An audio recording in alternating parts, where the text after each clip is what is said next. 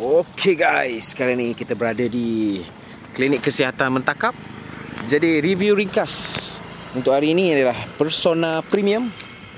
Inilah daripada pandangan hadapan. Okey. Grill seperti bentuk busur panah. Lampu full LED. Ada lampu siang. Okey.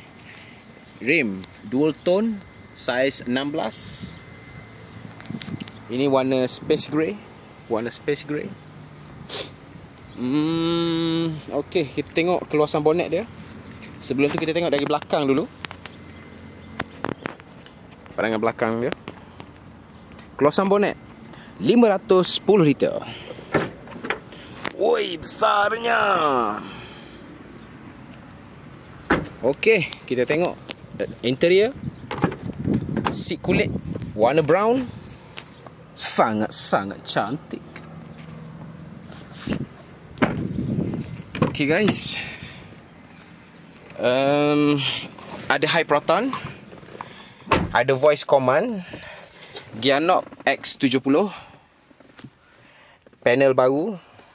Sini ada parking sensor, ESC dan juga echo.